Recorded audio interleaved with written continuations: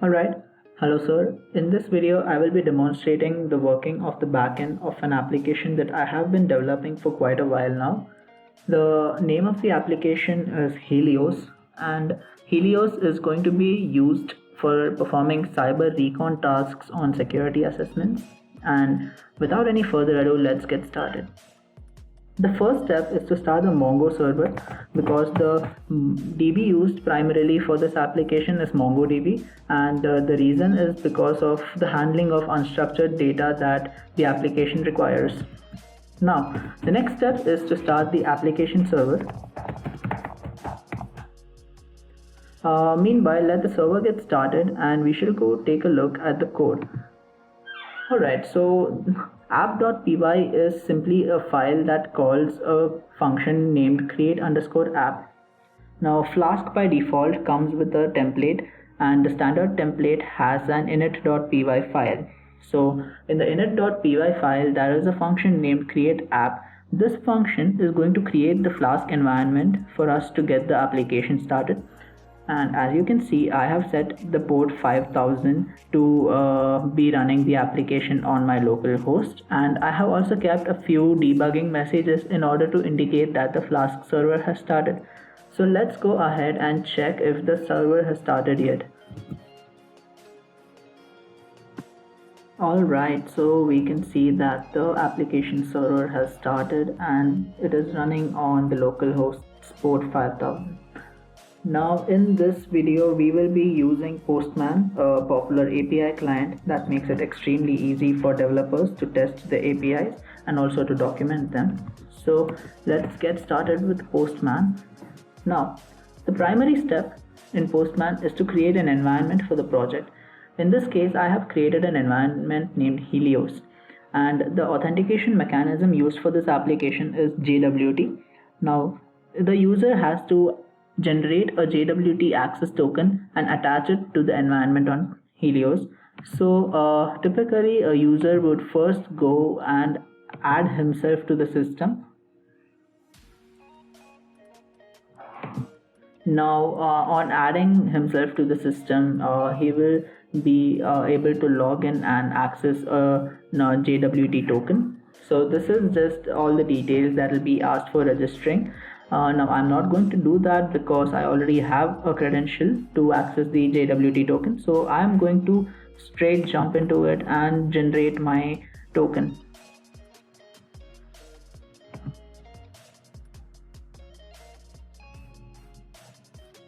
Alright, so the JWT token has been generated and we need to copy it, and let's go to the environment and set the JWT token.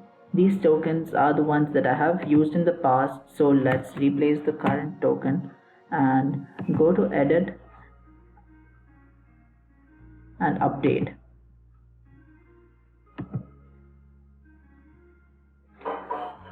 My laptop's a little slow, so please do bear with me.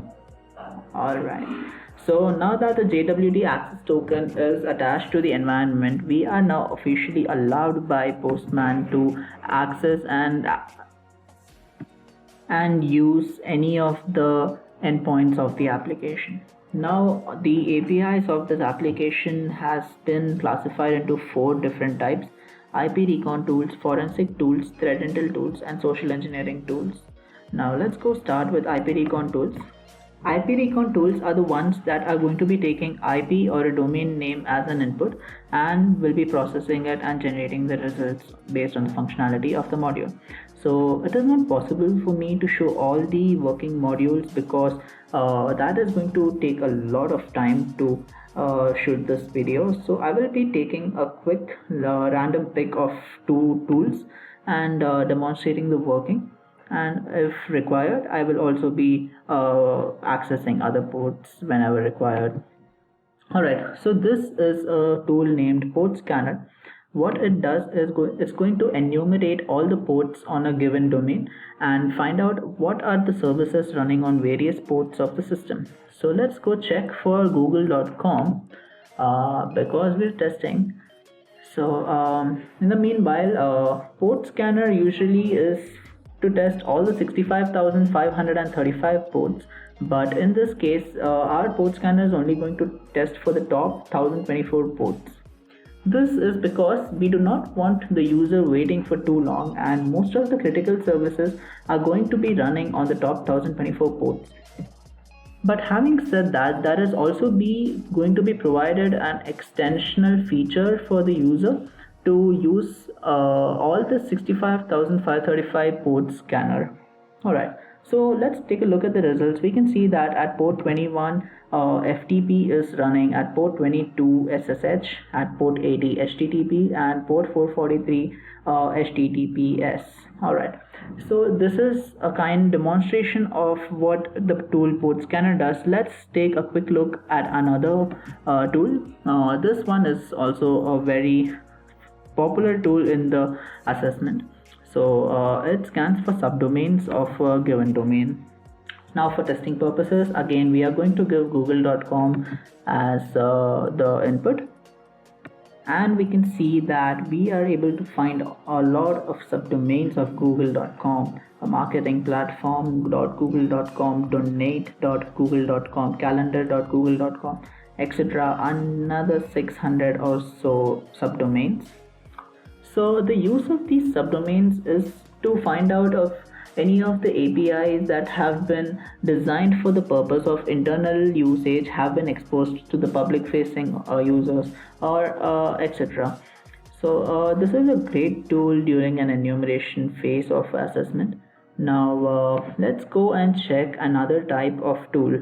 It's called threat intelligence tools. Threat intelligence tools is my personal favorite.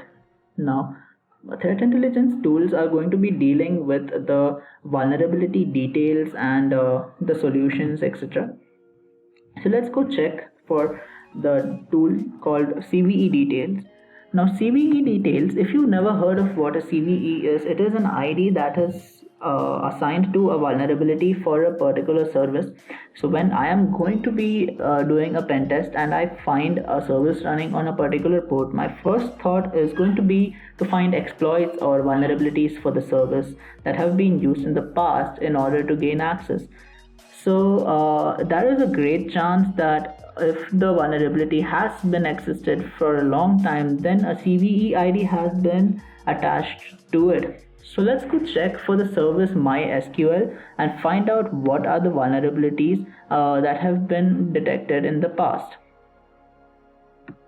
Alright, so the results are ready, and we can see that CVE 20104178, going even further down, CVE 20123147. And the best part is we can also find out the description of the vulnerability that is attached to the CVE. For example, this CVE that was discovered in the year 2012 has this description of a remote attacker being able to affect the integrity.